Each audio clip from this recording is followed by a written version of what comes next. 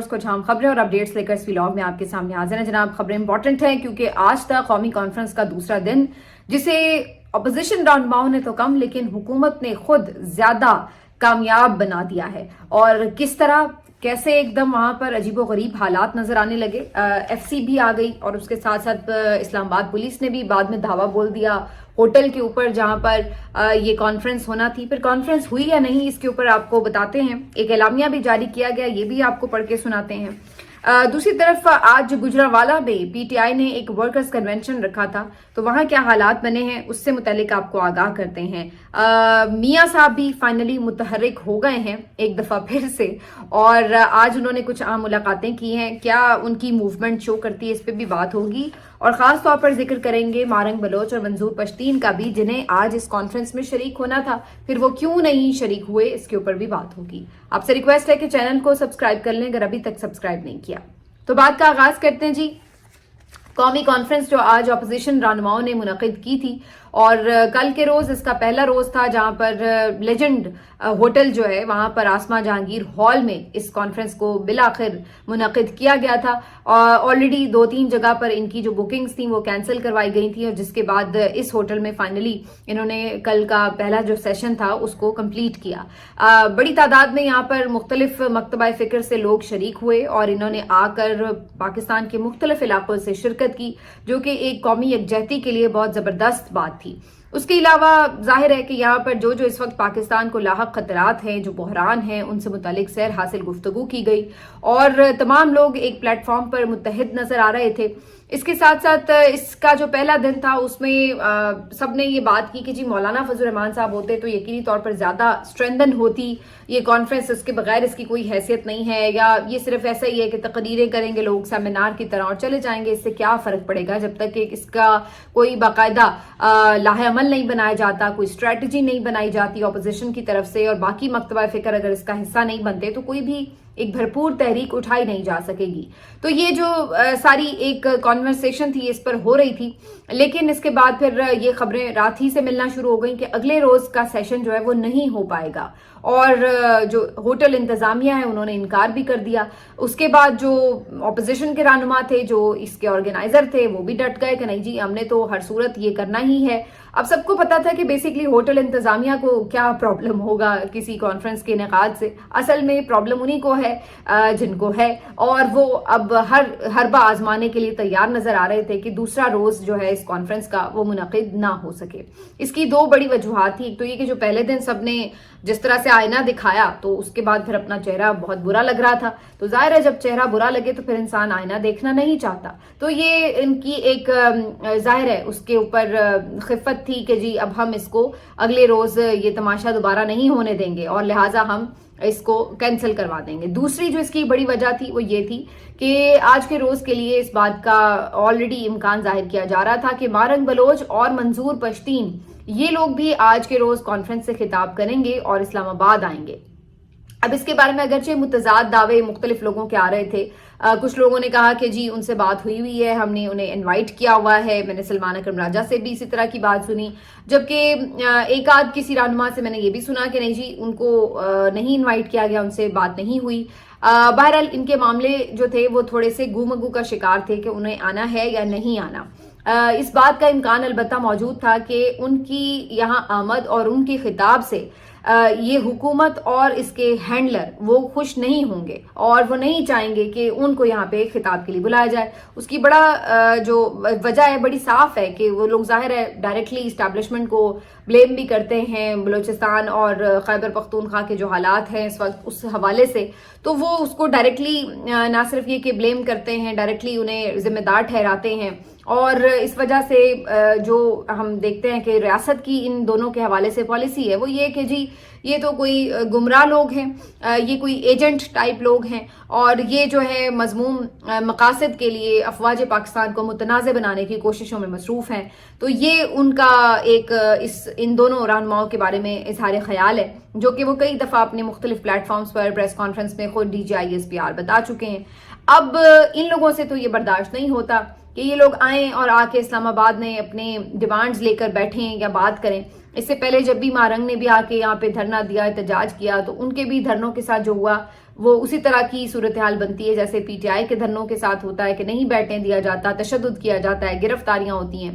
اسی طرح منظور پشتین بھی آپ دیکھتے ہی ہیں کہ ان کے لیے بھی کوئی اسپیس نہیں ہے، بلکہ ان کی جو پارٹی تھی اس کو کالعدم قرار دے دیا گیا، تو یہ بین لگایا گیا. تو یہ ساری جو ایک ایکٹیویٹی ہے اس سے یہ ظاہر ہوتا ہے کہ جی ان لوگوں کے لیے اسپیس نہیں ہے. اب جب آپ کے جو مین سٹریم کے لیڈر ہیں وہ ان رہنماؤں کو انوائٹ کریں اور وہ آ کے اس پلیٹ فارم سے جہاں پر باقی لوگ بھی ظاہر ہے تنقید کر رہے ہیں تو وہ بھی آ کے یہاں پہ خطاب کرے، تو یہ بات بھی قابل قبول نہیں تھی. اس وجہ سے اس بات کا امکان تھا کہ آج کے روز ہر کوشش کی جائے گی کہ اس کانفرنس کو بلڈوز کیا جائے.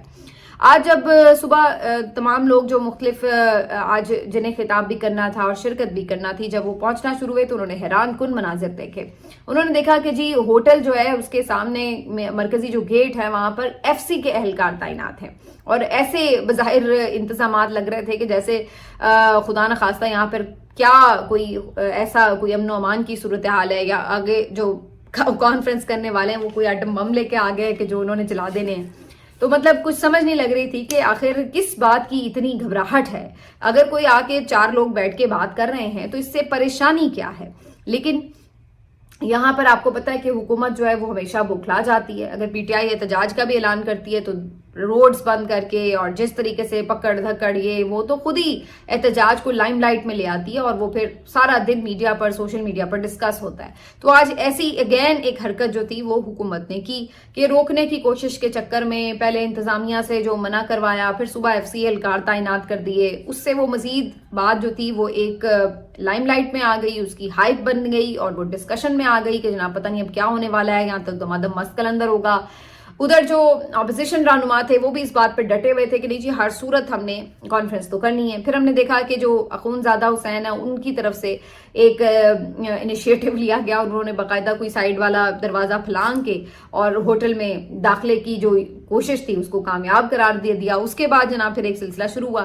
پھر جب باقی اپوزیشن رہنما آنے لگے تو ایف سی نے یہاں پہ مزاحمت نہیں کی اور وہ ہٹ گئے سائڈ پہ، اور پھر جو باقی اپوزیشن کے رہنما تھے وہ اندر چلے گئے. اب جب وہ اندر آئے ہیں تو دیکھا تو جو کانفرنس ہال تھا، جو آسمان جہانگیر کانفرنس ہال، اس کو بند کیا ہوا تھا تالے لگا کر. تو انہوں نے کہا کہ جی ہم نے ہر صورت کانفرنس تو کرنی ہے، اگر اس ہال میں نہیں کریں گے تو ہم ہوٹل کی لابی میں ہی کر لیں گے. اور پھر یہی ہم نے دیکھے مناظر کہ جو ہوٹل کی ایک مختصر سی لابی تھی اسی کے اندر سارے لوگ جو تھے وہ جیسے تیسے بھی کھڑے تھے، کوئی بیٹھا تھا، کوئی کچھ جس بھی انداز سے شریک ہو سکتا تھا وہ شریک ہوا، اور وہیں پہ انہوں نے خطاب کرنے اور تقریروں کا سلسلہ شروع کر دیا. آج اس بات کا کبھی امکان تھا کہ اگر مارنگ بلوچ اور منظور پشتین یہاں پر آتے تو یہ ممکن تھا کہ انہیں گرفتار کر لیا جاتا. اور آج مختلف صحافی سطور کی میں نے ٹویٹ دیکھی، انہوں نے اس کو کلیم بھی کیا کہ مارنگ بلوچ سے ان کی بات ہوئی ہے اور انہوں نے انہیں واضح طور پر بتایا کہ وہ اس کانفرنس میں شریک نہیں ہو رہی. اور یہ کافی ایکسپیکٹڈ ہی تھا، کیونکہ اگر ان کی طرف سے کوئی اسٹیٹمنٹ آتا تو شاید آئیڈیا ہو جاتا کہ جی وہ لوگ شریک ہونے جا رہے ہیں، لیکن ان کی طرف سے کوئی خاموشی ہی تھی، ہمیں نظر نہیں آئی کوئی اسٹیٹمنٹ ان کی. بہرحال یہ اندازہ تو انہیں بھی ہوگا کہ جہاں پہ اس طرح کے حالات ابھی صرف انویٹیشن پہ ہیں تو پھر بعد میں کیا صورتحال ہوگی اگر وہ آ ہی گئے تو بہرحال وہ نہیں آئے. اور اس کے بعد یہاں پر جو مختلف اپوزیشن کے رہنما تھے انہوں نے پھر تقریریں شروع کر دیں.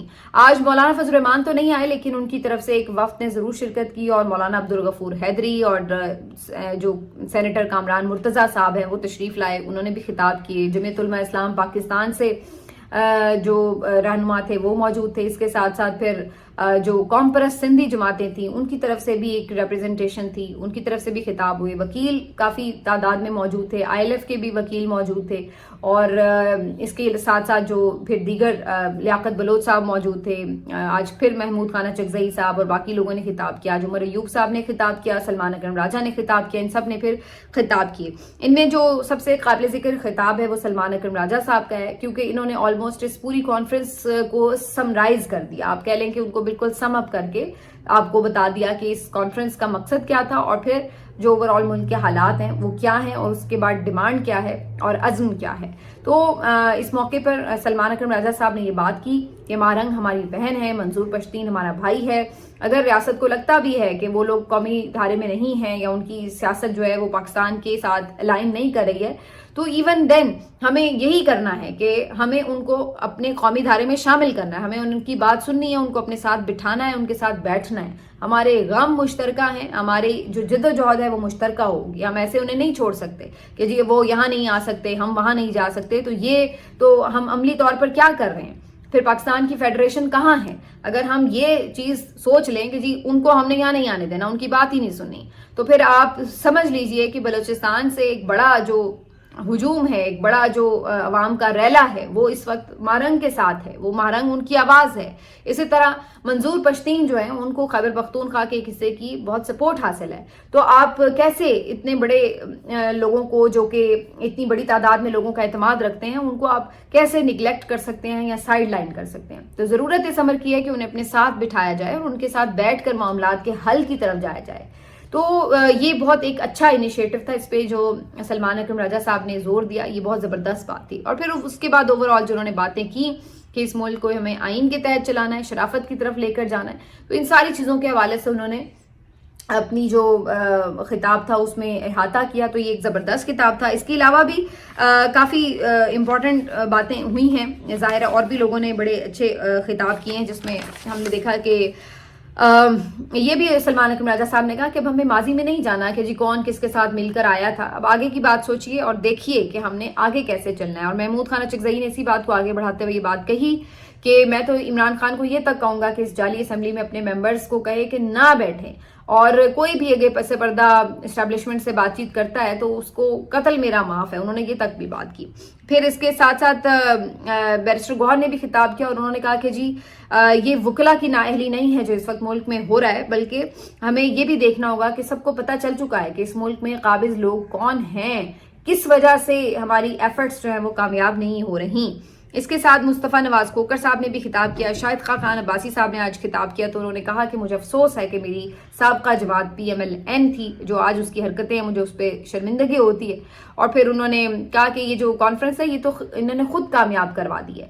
تو بہرحال یہ جو ایک اوور آل امپیکٹ تھا اس کا وہ آیا، اس پہ بات ہوئی. اس کے اندر لوگوں نے اس بات پہ کنسنسس ظاہر کیا کہ اس وقت پاکستان ایک نارمل حالات میں نہیں ہے، آئین معطل ہے اور آئین کو بحال ہونا چاہیے. جس کے بعد ایک مشترکہ اعلامیہ بھی جاری کیا گیا جس کے تحت یہ کہا گیا کہ جی اس کانفرنس کے شرکاء ان باتوں پر متفق ہیں. ان کے نکات کیا ہیں؟ ایک تو یہ کہ ملک میں آئین کی بالادستی ہی تمام بحرانوں کا حل ہے اور یہ کرنا ہی ہوگا.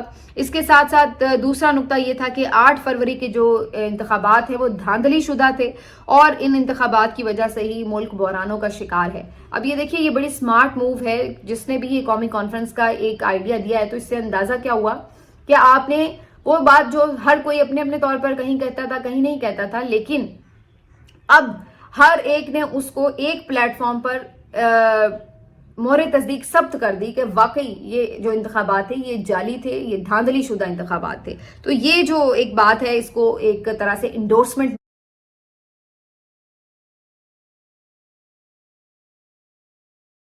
معرض وجود میں آئی ہے. پھر چوتھا پوائنٹ یہ تھا کہ جتنی بھی آئین سے متصادم ترامیم ہوئی ہیں، جیسے کہ 26ویں آئینی ترمیم کی بیسکلی بات ہو رہی ہے یہاں پہ، ان کو ختم کرنے کا مطالبہ کرتا ہے یہ جو پلیٹ فارم ہے. اس کے ساتھ ساتھ جو انسانی حقوق کی بے دریغ پامالی ملک میں جاری ہے اس کے حوالے سے بھی بات کی گئی کہ یہاں پہ بھی اس بات کا مطالبہ کیا جاتا ہے کہ فی الفور عمل کیا جائے آئین پر اور جو انسانی حقوق کی پامالیاں ان کو ختم کیا جائے. اس کے ساتھ ساتھ انہوں نے یہ بھی بات کی کہ جو تمام سیاسی اسیر ہیں ان کو رہا کیا جائے اور ان کے کوئی بھی اگر کوئی سیاسی جماعت کہیں پہ بھی کوئی ایکٹیویٹی کرنا چاہتی ہے تو یہ آئینی طور پر اس کا حق ہے، اس میں کوئی رکاوٹ نہیں ہونی چاہیے. اور پھر یہ بھی بات کی گئی کہ جو پیکا کے تحت ترامیم کی گئی ہیں اس کو بھی ختم کیا جائے. صوبوں کے جو مختلف صوبوں کے مختلف ایشوز ہیں، بلوچستان والے گمشدگی کی بات کرتے ہیں، جبری گمشدگی کی بات کرتے ہیں، اپنے حقوق کی بات کرتے ہیں. سندھ والے آج کل خاص طور پر یہ جو نہریں نکالی جا رہی ہیں سندھ سے، ان کو لگتا ہے کہ اس سے جو ان کا پانی ہے وہ ختم کیا جا رہا ہے، ان کے صوبے کو اس سے ایک نقصان ہوگا ناقابل تلافی.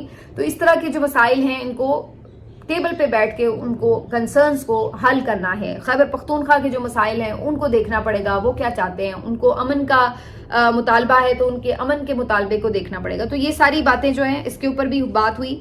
और फिर आखिर में जो पॉइंट है वो बड़ा इंपॉर्टेंट है, वो ये कि एक नए इंतखाबात का मुतालबा किया गया जो कि मुनसिफाना, आज़ादाना, गैर जानिबदाराना हो, आइन के तहत हो और उसी के तहत हुकूमत जो है वो बन सके। तो साफ शफाफ नए इंतखाबात का एक मुतालबा भी किया गया और उसके लिए ये कहा गया है, तजवीज़ किया गया है कि एक डायलॉग का आगाज़ होना चाहिए। तो ये सारी चीज़ें जो हैं वो आज डिस्कस हुई हैं। तो ये हर लिहाज से एक बड़ी ज़बरदस्त किस्म की अब कॉन्फ्रेंस करार पाई है, क्योंकि एक तो सबकी इसमें शमूलियत, फिर सबका मुत्तफ़िका बहुत सारी चीज़ों पर एतमाद और ऐलान और मुतालबा, और फिर हुकूमत का उससे घबराना, ये सब बातें शो कर रही हैं कि ये कॉन्फ्रेंस काफ़ी जानदार और कामयाब थी। इसके साथ एक और चीज़ जो ये शो कर रही है कि हुकूमत की सफ़ों में कुछ परेशानी बन चुकी है, वो ये भी है कि इन्होंने भी जल्द से जुलूस का सिलसिला शुरू किया हुआ है। जिस तरह से इन्होंने अपनी तौर पर चीज़ों को यूँ कह लें कि अवाम की थोड़ी बहुत हमायत जो है उसको मज़ीद समेटने की कोशिश करने की तरफ जाना शुरू किया है, उससे भी ये अंदाज़ा होता है। आज मियाँ साहब ने भी फाइनली जाती उम्रा से कदम बाहर निकाले और मॉडल टाउन सेक्रेटेरिएट में आए। यहाँ पर उन्होंने पार्टी रहनुमाओं से मुशावरत भी की, बातचीत भी की, मुलाकातें की और उन्हें ये हिदायत दी हैं कि जो अवामी राब्ता मुहिम है उसको बढ़ाया जाए, जो एक साल की हुकूमत की परफॉर्मेंस है उसको जो है हाईलाइट किया जाए, और इसके साथ साथ उन्होंने कहा कि